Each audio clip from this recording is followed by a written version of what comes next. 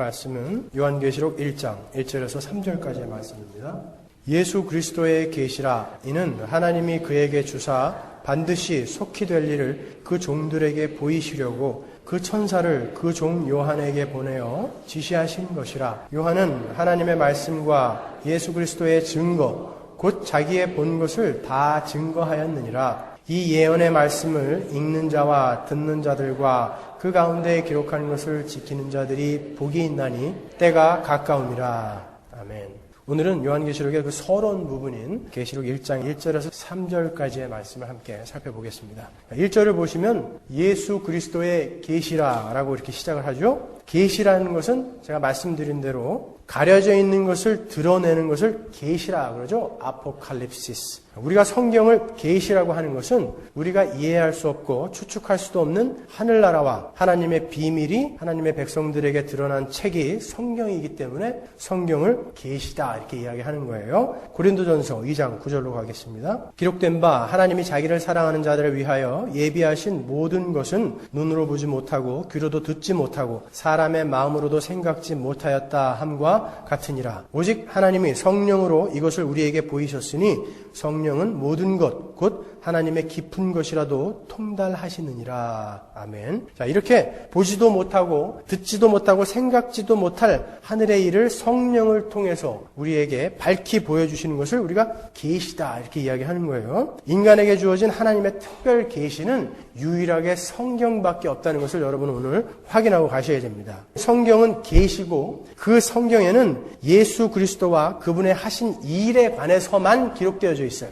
우리는 그것을 복음이라고 부르죠. 성경은 창세기부터 계시록까지 계속해서 예수 그리스도를 힌트하고 있고 예수 그리스도를 묘사하고 있고 예수 그리스도를 설명하고 있는 거예요. 다른 이야기는 없어요. 제가 몇 가지만 예를 들어드리겠습니다. 가인과 아벨과 셋의 이야기 아시죠? 가인이 아벨을 때려 죽이고 그 대신에 하나님께서 셋을 주신단 말이에요. 우리는 가인과 아벨과 이 셋의 이야기를 통해서 하나님의 백성, 즉 하나님의 자손의 그 계보는 무죄한 자의 흘린 피로 이어진다라는 그런 예수 그리스도의 이야기를 읽을 수 있어야 되는 것입니다. 셋의 이름이 무슨 뜻이라고 그랬죠? 가인이 죽인 아벨 대신에 하나님께서 주신 자, 예수 그리스도가 죽고 우리가 태어나는 거예요.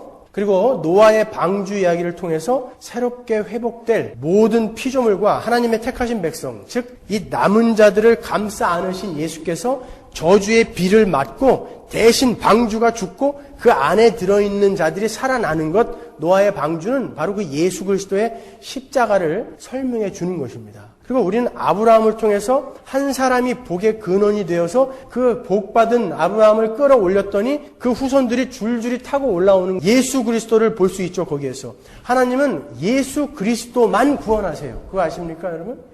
이 땅에서 하나님께 구원을 받을 수 있는 자격이 있는 자는 예수 그리스도밖에 없어요. 그래서 예수 그리스도를 구원해냈더니 그 안에 줄줄이 따라 올라오는 거예요. 그게 바로 우리의 구원이라고요. 그게 그리스도와의 연합이죠. 예수 그리스도가 우리의 머리가 되셨다는 의미가 그거라고요. 예수 그리스도를 건져냈더니 몸뚱아리가 따라 올라오는 거예요. 바로 아브라함을 통해서 우리는 예수 그리스도의 유니언 크라이스트, 그리스도와의 연합을 살펴볼 수 있는 거고요.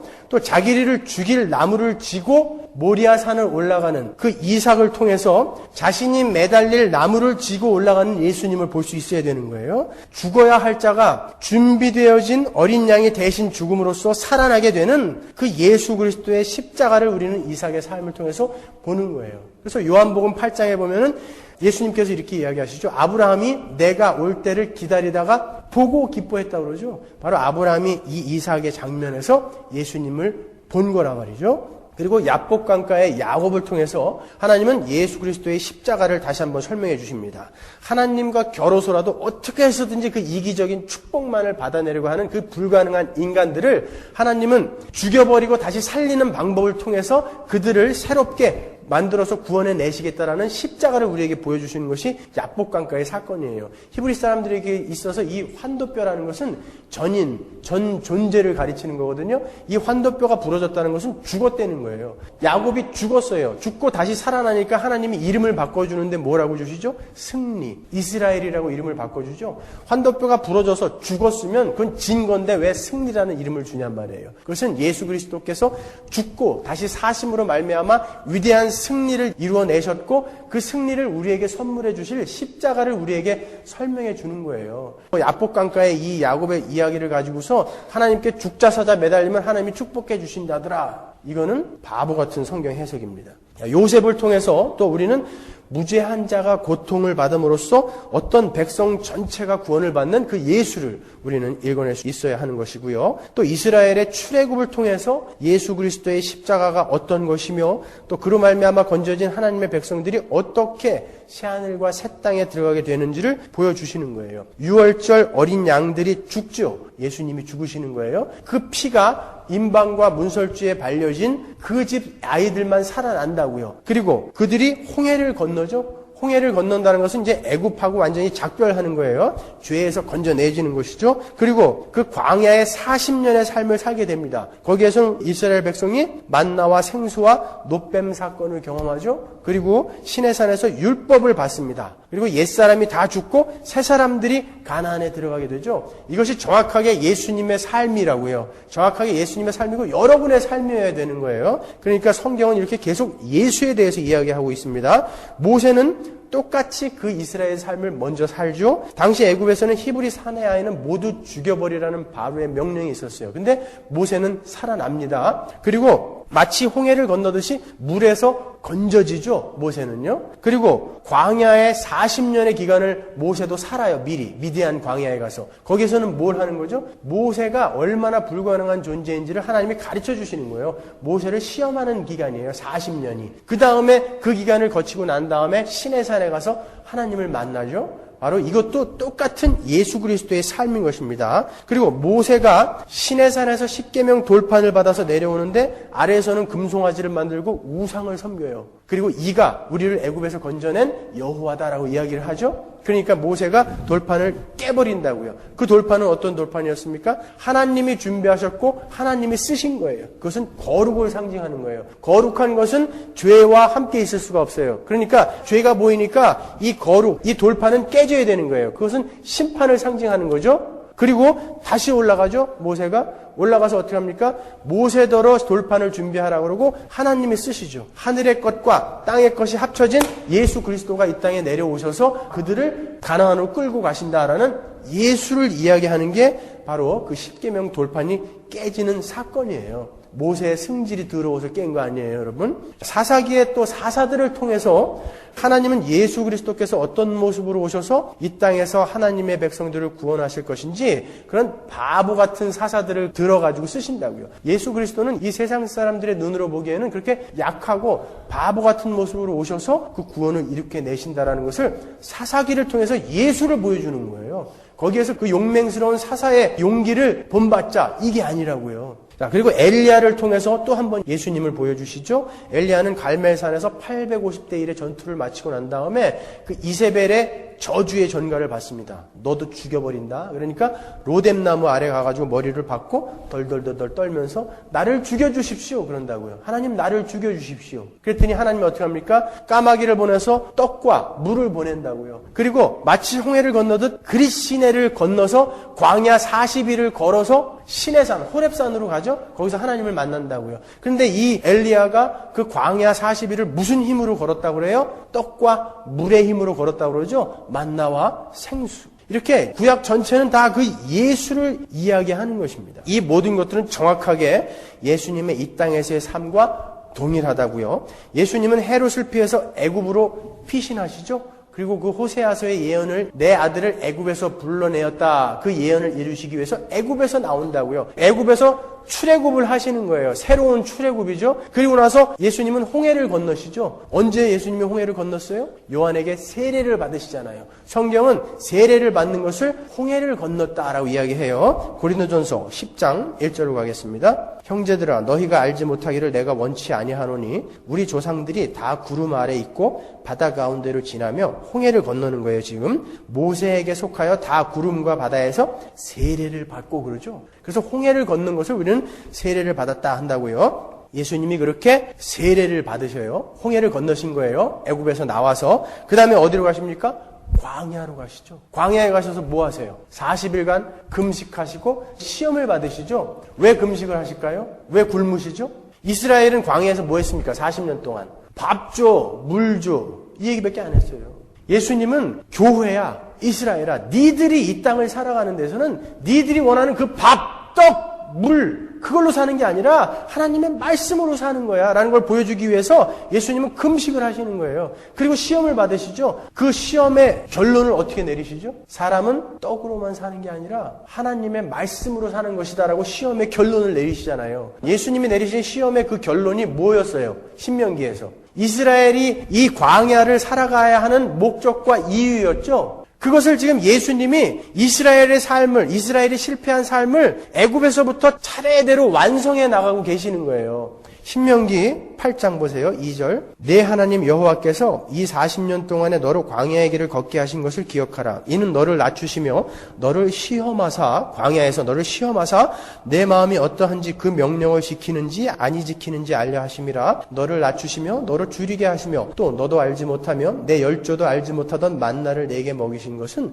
사람이 떡으로만 사는 것이 아니요 여호와의 입에서 나오는 모든 말씀으로 사는 줄을 너로 알게 하려 하심이니라. 자, 이 목적을 위해서 너희들을 광야를 이렇게 살게 하셨다는 거예요. 그런데 이스라엘은 어떻게 했죠? 아니야, 나에게 떡이 필요해. 떡 줘. 복 줘. 그랬다고요. 40년 동안. 그러다가 다 망했어요. 그 실패를 예수님께서 회복하시는 거예요. 그러니까 애굽에서 가나안까지 이스라엘과 교회가 실패한 삶을 예수님께서 회복시키시고 지금 완성시키시고 계신 거예요. 그 이야기가 적혀 있는 책이 성경이라고요. 그리고 요한계시록도 그 내용이 적혀 있다는 것을 이야기하는 거예요. 예수님은 사마리아 여인에게 자신을 가르쳐서 생수라고 하시죠. 그리고 오병이어의 사건에서 자신을 뭐라 그럽니까? 내가 떡이다 그러죠. 예, 보세요. 광야의 그 이스라엘의 삶, 떡, 만나, 놋뱀, 시내산, 그것을 예수님이 직접 다 사신다고요. 시내산은 어디에서 볼 수 있어요? 예수님이 산에 오르셔서 새로운 율법인 산상수훈을 이야기하시잖아요. 예수님은 계속 지금 이스라엘의 삶을 사시는 거예요. 놋뱀은 예수님 자체가 놋뱀으로 달리셨죠. 십자가에다가. 보세요. 이 성경 전체는 예수 그리스도와 예수 그리스도의 사역, 그분의 삶에 대해서 기록해 놓고 있는 거예요. 그 삶 자체가 복음이며 그 삶 자체가 계시이고 그것이 성경이라고요. 그 이야기가 계시록에도 적혀 있다가 바로 예수 그리스도의 계시라라는 말의 의미라 말이죠.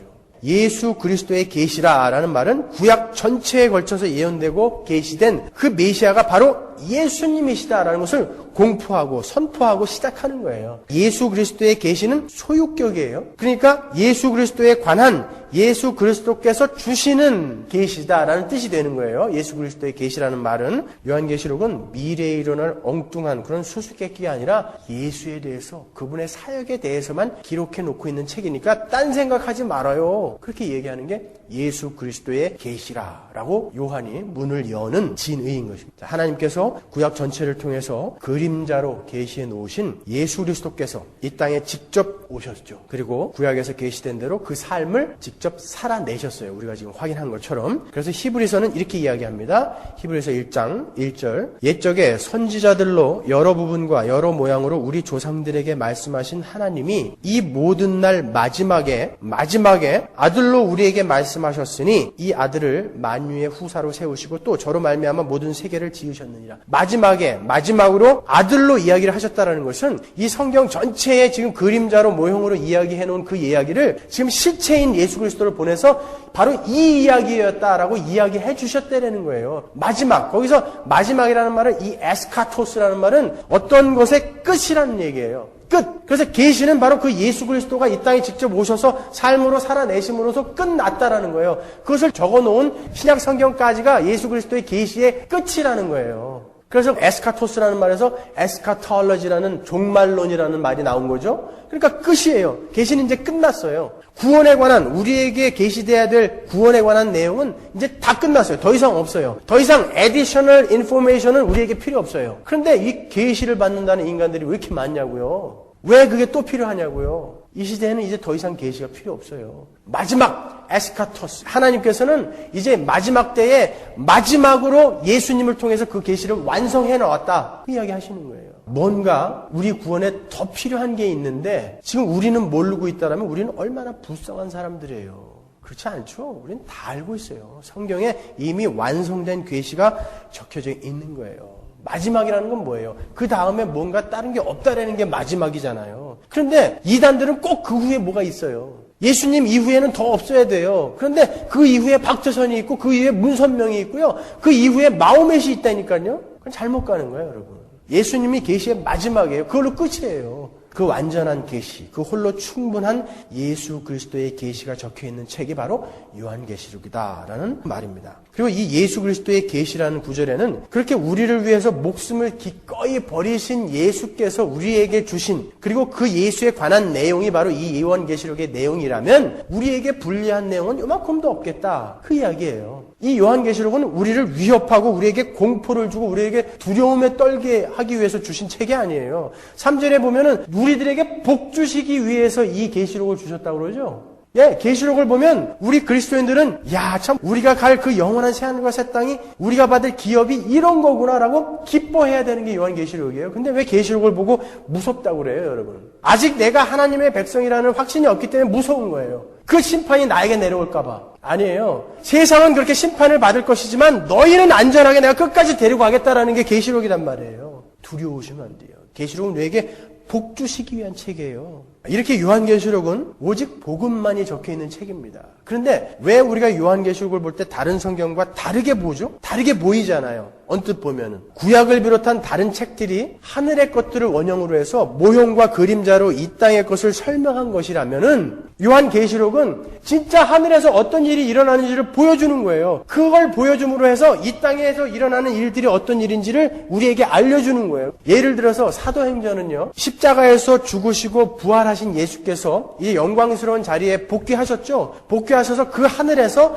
어떻게 하나님 나라를 완성해 나가고 계신지, 예루살렘과 온 유대와 사마리아와 땅끝까지 이뤄서 예수님이 성령을 통해서 어떻게 그 나라를 완성해 가고 계신지를 사도의 삶과 그들의 사역을 통해서 설명해 놓은 게 사도행전이라고요. 요한계시록은 하늘에서 일어나는 일들을 직접 기록을 해가지고 그 일들이 바로 이 땅에서 너희들이 살아가는 그 삶에서 이루어지는 그 일이야라고 관점을 다르게 설명해 주는 것 뿐이에요. 그래서 하늘에서는 천사들이 나팔을 불죠. 이 땅에서는 사도들이 나팔을 불죠. 어떻게 해요? 회개해라, 천국에 갖고 왔느니라. 그러니까 보는 관점이 틀리기 때문에 계시록은 뭔가 수수께끼이고 이상한, 우리가 알지 못한 그런 내용들인가 보다 이렇게 생각하시는데 안 그래요. 하늘에서 내려다본 복음이라고요. 예수 그리스도의 계시라라는 이 말이 무슨 뜻인지 이해가 가시죠? 1절이 끝난 거예요. 그럼 2절을 한번 보세요. 그 예수 그리스도에 관한 증거, 그 예수님이 주시는 예수 그리스도에 대한 그 증거가 하나님의 말씀과 동격으로 이렇게 나와요. 1절에서 예수 그리스도의 계시라라고 해놓고 그 내용이 무엇인지 2절에서 설명하고 있는 거예요. 2절을 한번 보겠습니다. 요한은 하나님의 말씀과 예수 그리스도의 증거, 곧 자기의 본 것을 다 증거하였느니라 그럽니다.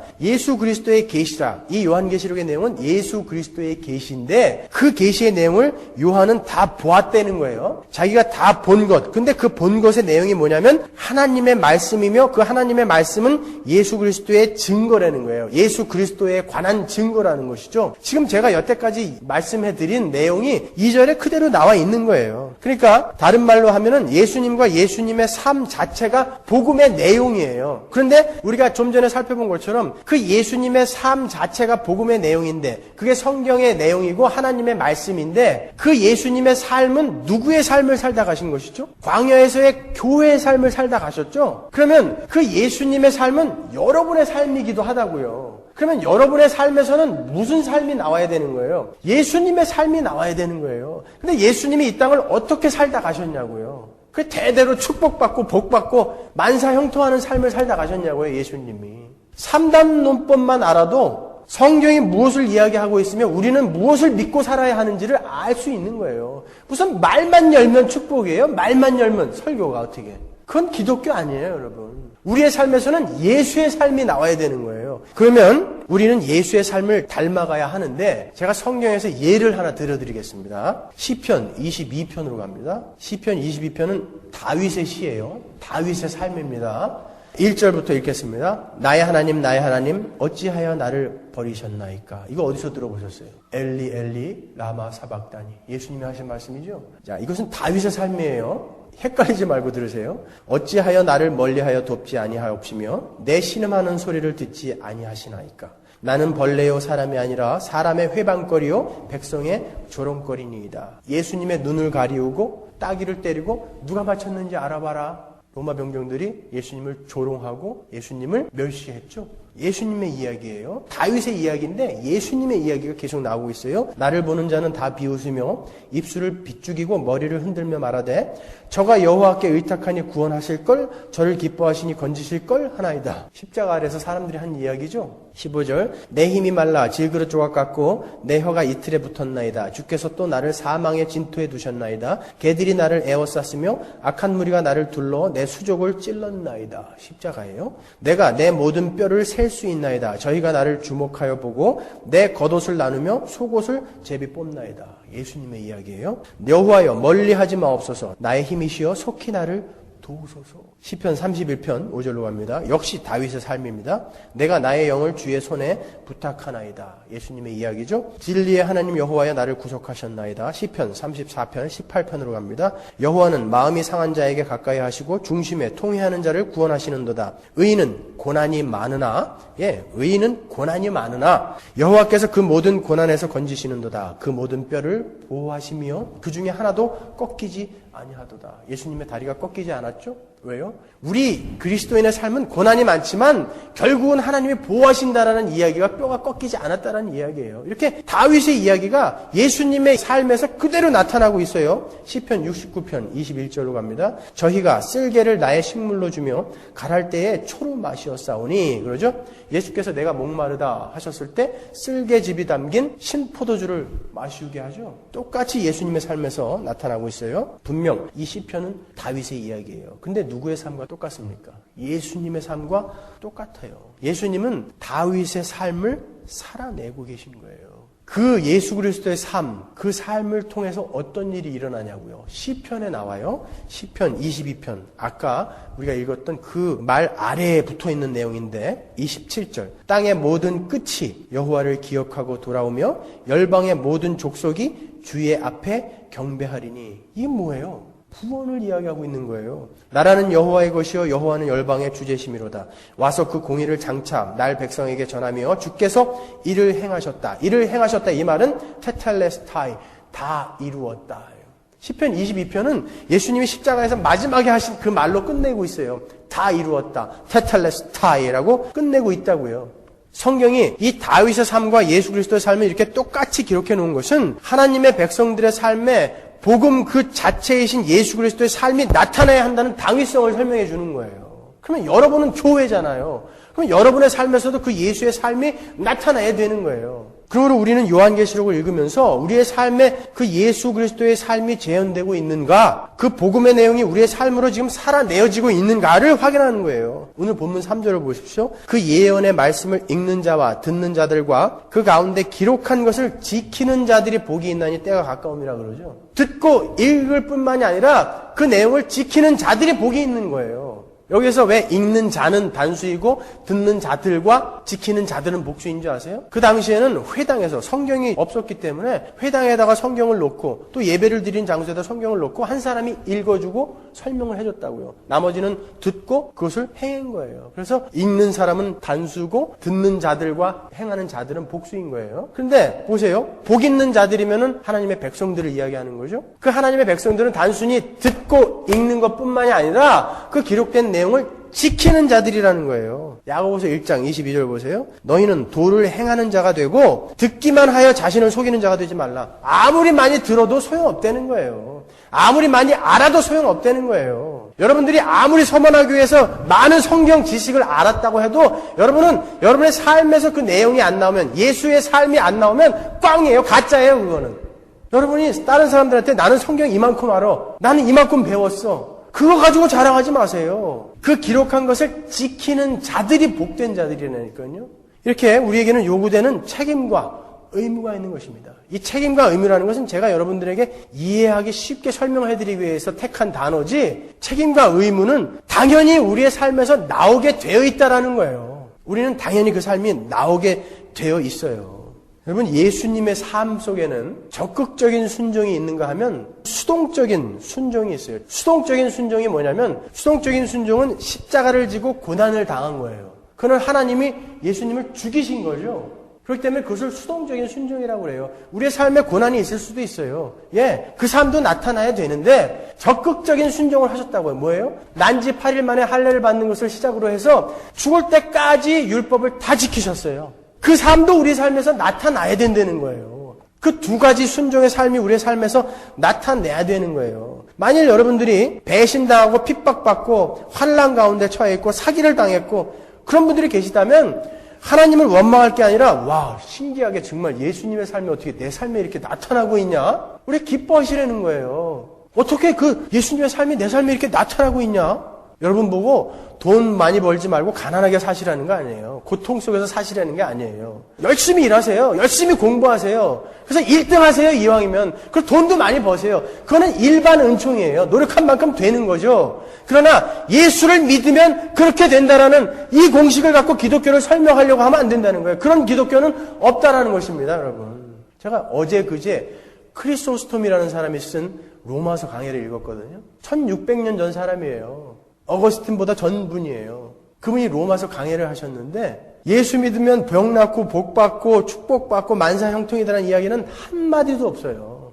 뭐라고 이야기하시면 그리스도인의 삶에서는 영생이 중요한 거야. 다른 데 신경 쓰지 말어. 네 몸을 죽여 그래요. 그 천박한 황금의 옷은 좀 벗어버려라. 그리고 영의 옷을 입어라. 이렇게 설명한다니까요. 그분뿐만이 아니라 어거스틴, 존 캘빈, 마틴 로이드 존스, 조지 휘필드 이런 위대한 신앙의 선배들의 책을 한 권씩만 읽어보세요. 더도 말고 한 권씩만 읽어보시고 그분들이 한 설교를 10편씩만 한번 들어보세요. 그 중에 예수 믿으면 잘 먹고 잘 살게 되고 복 받고 병 낫고 그렇게 돼야 된다. 아무데나 손 얹으면 다 나야 된다라는 내용이 한 줄이라도 있으면 저한테 가져오시란 말이에요. 근데 어떻게 그런 분들이 간 길은 까마득하게 모르고 도대체 그 왼수들은 어디서 무슨 책을 읽고 뭘 듣고 가르치고 있는 거예요 지금. 기독교는 그거 아니에요. 우리는 예수를 믿는 거예요. 저 새하늘과 새 땅에서 하나님 보좌 우편에서 우리를 향해서 지금 열심히 기도하고 계시면서 응원하고 계신 그 예수를 믿는 거예요. 우리의 문제를 해결해 주기 위해서 오신 그 예수를 믿는 게 아니라고요. 여러분 영원한 생명이 달린 이야기 아닙니까? 영원한 생명을 걸고 신앙생활을 하시는 분들이 어떻게 이렇게 소문으로 신앙생활을 하냐고요. 평생 예수 믿고 지옥 갈 수 있다니까요. 정신 차리셔야 돼요. 지금 여러분의 삶에 그러한 예수 그리스도의 순환의 삶이 나타나고 계시다면은 여러분은 잘 가고 계신 거예요. 잘 가고 계신 거예요. 1절 보세요. 1절에 보면은 그 계시의 일들이 반드시 속히 될 일이다 이렇게 기록이 되어 있습니다. 1절에 보면 예수 그리스도의 계시라 이는 하나님이 그에게 주사 반드시 속히 될 일을 그 종들에게 보이시려고 그 천사를 그 종 요한에게 보내어 지시하신 것이라. 반드시 속히 될 일. 엔타케이라고 이야기죠. 반드시 속히 될 일. 그런데 여러분 한번 잘 생각해 보세요. 이 반드시 속히 될 일은 우리가 위에서 살펴본 것처럼 예수 그리스도로 말미암아 악한 세력이 망하고 하나님의 나라가 완성되는 그 일이에요. 반드시 속히 될 일은. 근데 이 요한계시록이 기록되어진 때는 이미 예수님께서 십자가를 지고 그분의 사역을 완성하신 후에 기록된 거잖아요. 그럼 이미 이루어진 거 아니에요? 근데 왜 이미 이루어진 일이라고 기록하지 않고 반드시 속히 될 일이라고 기록을 했을까요? 그것을 우리가 공부하기 위해서는 다니엘서로 먼저 가봐야 됩니다. 다니엘서 2장 28절에 보시면 오직 은밀한 것을 나타내실 자는 하늘에 계신 하나님이시니라. 그가 느부갓네살 왕에게 후일에 될 일을 알게 하셨나이다. 왕의 꿈, 곧 왕이 침상에서 뇌 속으로 받은 이상은 이러하니이다. 왕이여, 왕이 침상에 나아가서 장래일을 생각하실 때에 은밀한 것을 나타내시는 이가 장래일을 왕에게 알게 하셨사오며. 그래요. 이 이야기는 느부갓네살 왕이 꿈을 꾸고 다니엘이 그 꿈을 해석해주는 장면이죠. 느부갓네살 왕이 꿈에서 신상을 봅니다. 머리는 금으로 되고, 팔과 가슴은 은으로 되고, 철로 되고, 흙으로 되고 한 이 신상을 보죠. 근데 뜨인 돌이 그것을 박살을 내는 거예요. 여기서 뜨인 돌은 붕 떠있는 돌이 아니라 시온산에서 삽으로 뜨인 돌이라는 거예요. 삼위일체의 하나님에서 떠여져 나온 예수님을 이야기하는 거예요. 그 뜨인 돌이 이 신상을 박살내는 이야기를 하는 거예요. 그러니까 마지막 때의 이야기죠. 남유대는 BC 586년에 망했어요. 그런데 그 전에 이미 BC 605년에 갈그미스 전투라는 곳에서 유대가 박살이 나고 그때부터 유대 사람들을 포로로 끌고 가기 시작했어요. 그때 다니엘이 끌려갔거든요. 그러니까 예수님이 오시기 600년 전의 일이에요. 그러니까 당연히 여기서는 장차 될 일, 후일에 될 일이라고 기록을 하죠. 그런데 지금 요한계시록은 그 일이 이미 예수님이 오셔서 이루어졌잖아요. 분명 계시록에서도 유대지파의 사자가 이기셨고라고 과거로 이야기한다고요. 그분이 교회 시대의 역사인 그 책에 인을 떼실 분으로 묘사하고 있고 요한은 그 인을 떼는 것을 보았잖아요. 계시록 5장 5절에 보시면 장로 중에 하나가 내게 말하되 울지 말라. 유대지파의 사자 다윗의 뿌리가 이기었으니 이 책과 그 7인을 떼시리라 하더라 그래요. 그 책의 인이 어떤 인이죠? 그 책. 다니엘서 12장 1절로 갑니다. 그때에 내 민족을 호위하는 대군 미가엘이 일어날 것이요 또 환란이 있으리니 이는 개국 이래로 그때까지 없던 환란일 것이며 그때에 내 백성 중 무릇 책에 기록된 모든 자가 구원을 얻을 것이라. 환란, 구원, 이건 마지막 때 이야기하는 거예요. 땅의 티끌 가운데서 자는 자 중에 많이 깨어 영생을 얻는 자도 있겠고 수욕을 받아서 무궁히 부끄러움을 입을 자도 있을 것이며 지혜 있는 자는 궁창의 빛과 같이 빛날 것이요 많은 사람을 옳은 대로 돌아오게 한 자는 별과 같이 영원토록 비치리라. 다니엘아, 마지막 때까지 이 말을 간수하고 이 글을 봉함하라. 이 봉함해 놓은 이 책이에요. 마지막 때에 관한 마지막 때까지 이 봉함이 풀려지면 안 될 그 책의 인이란 말이에요. 그 책의 인이 요한계시록에서 그때에서야 비로소 떨어지게 된다고요. 이 인이 떨어지게 된다는 것은 이 일이 이미 이루어졌기 때문에 이제 그 교회의 역사가 어떻게 될 것인지 그 역사가 이제 드러나게 된다는 것이거든요. 그러면 이미 이제 이루어진 거라고요. 예수님께서 십자가로 이미 승리하셨고 하나님의 백성들인 교회가 탄성됐고 또 그 교회에 이 땅에서의 삶의 내용과 하나님의 나라가 완성되어져 가는 모습이 적힌 그 책의 인이 떼어지는 것을 요한이 보았잖아요. 그러면 이미 이루어진 거 아닙니까? 요한이 어떤 방법으로도 그 하나님의 언약의 나라가 이루어지는 일은 불가능할 것 같다. 그래서 울고 있었다고요. 이 인은 떼어질 것 같지가 않아요. 그래서 막 울고 있었더니 천사가 나타나서 유대지파의 사자 다윗의 뿌리가 이미 이기셨고 그분으로 말미암아 이 책에 적힌 일들이 이제 공개되게 되었다라고 이야기를 한다고요. 다니엘서에서 그 신상이 뜨인 돌이신 예수님께 박살이 나듯이 그 일은 이제 이루어진 거예요. 근데 왜 아직도 요한은 이미 이루어진 일이다라고 기록하지 않고 반드시 속히 될 일이다라고 이렇게 기록하고 있냐고요. 여기서 또 우리는 already not yet, 이미 아직 그 원리를 적용하는 거예요.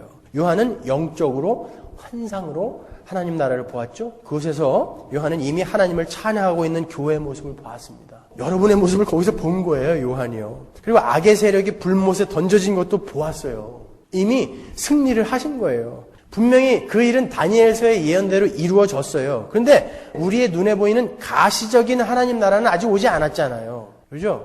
분명히 영적으로 요한은 봤지만 아직 가시적인 그 하나님 나라는 오지 않았다고요. 그 일은 영적으로 이미 이루어졌고 전지전능하신 하나님께서 시작하신 일은 가시적으로도 반드시 이루어진다. 그리고 이미 예수님이 시작을 해 놓으셨기 때문에 더더욱이나 그 일은 반드시 이루어진다라는 의미에서 반드시 속히 될 일이라고 기록해 놓은 거예요.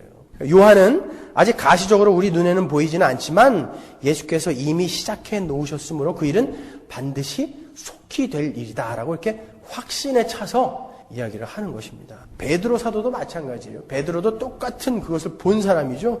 베드로전서 4장 10절에 보면 만물의 마지막이 가까웠으니 그러므로 너희는 정신을 차리고 근신하여 기도하라. 가까웠다 그러죠. 앵기조 그래요. 가까웠다라는 말이. 앵기조라는 말은 아주 가까운 일을 이야기하는 거예요.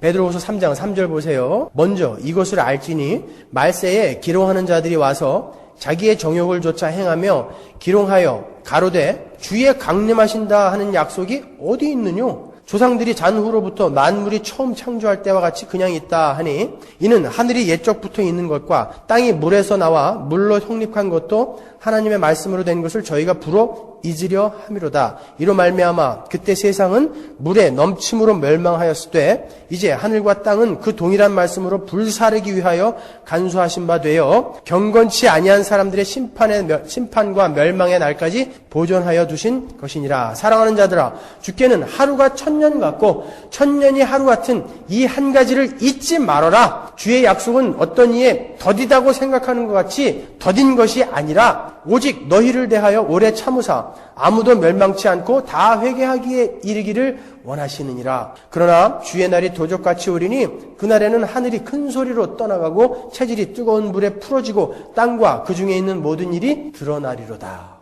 말세에 세상 사람들이 노아 때처럼 야, 언제 비가 오냐? 비 온다며? 반드시 속히 된다며? 언제? 그런다고요. 근데 비가 왔습니까? 안 왔습니까? 야, 100년이 지났는데도 안 오잖아.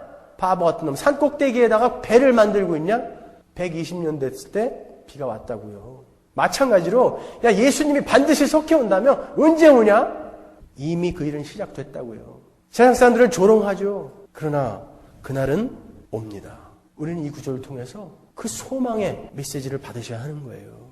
하루가 1000년 같고 1000년이 하루 같으신 하나님의 시간 속에서 우리는 그 기간을 보는 게 아니라 왜 2000년이 지났는데 아직도 안 오시냐? 하루가 1000년 같고 1000년이 하루 같으신 하나님의 시간 속에서 우리는 그 일을 보아야 되는 거라니까요. 기간이 문제가 아니라 하나님께서 하시고자 한 일은 반드시 일어날 거고 이미 시작된 일은 더더욱이나 확실하게 끝을 향해 달리고 있다라는 것을 가리켜 반드시 속히 될 일이라고 이야기하는 것입니다. 그러므로 반드시 속히 될 일이라는 이 구절은 시간적인 면을 강조하는 것이 아니라 하나님 나라 완성의 필연성과 확실성에 강조를 둔 말입니다, 여러분. 네, 우리는 그 소망으로 살아가는 자들입니다. 그래서 우리는 우리의 삶을 매일매일 돌아보면서 예수 그리스도의 삶이 정말 내 삶에 나오고 있는지 돌아보면서 준비해야 되는 거예요. 준비하는 거예요. 우리의 삶을 돌아보면서 준비하는 거예요. 여러분, 톰 소여가 허클베리 핀에 뭘 부러워하죠? 쟤는 세수하라고 하는 사람도 없고 아침에 일찍 일어나라고 깨우는 사람도 없고 학교 가라고 때리는 사람도 없어요. 그러니까 톰 소여는 허클베리 핀을 부러워해요. 근데 언제 허클베리 핀이 톰 소여를 부러워하죠? 밤에 들어가서 잘 때. 톰 소여는 엄마가 잘 떼껴주고 옷 갈아입혀주고 따뜻한 방에서 재워줘요. 근데 얘는 그 시궁창에서 놀던 그 모습 그대로 들어가서 자야 되는 거예요.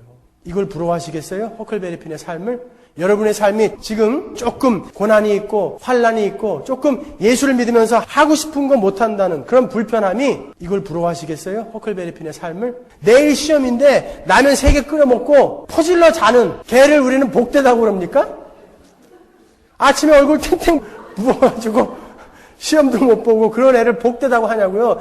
지금 라면 먹고 잠잘 때는 편하죠. 하지만 마지막은 반드시 속해 온다니까요. 그때 어떻게 할 거냐 말이에요. 그때. 지금 계시록 1장 1절에서 3절까지의 내용은 우리에게 그 이야기 해주는 거예요. 여러분, 조금 힘드셔도 힘내시고 끝까지 이겨내보자고요. 그날은 반드시 속히 옵니다, 여러분. 정리를 해드리겠습니다. 우리는 1절에 예수 그리스도의 계시라라는 그 구절을 통해서 이 요한계시록이 예수님과 예수님의 사역에 대한 복음이 적혀있는 책이라는 것을 알았죠. 그리고 그 예수님의 삶과 사역이 바로 복음이며 우리에게도 그 예수님의 삶이 나타나야 한다는 것을 우리가 공부했습니다.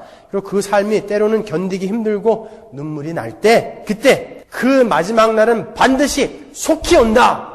그 말로 위로를 받으시라는 거예요. 그것이 계시록 1절에서 3절까지 하나님이 우리에게 이야기하고 싶은 내용인 것입니다. 1절에서 3절까지 내용이 이제 클리어해졌죠? 다음 주에는 4절부터 더 풍성한, 더 감동적인 우리 하나님의 편지를 받도록 하겠습니다. 기도하겠습니다.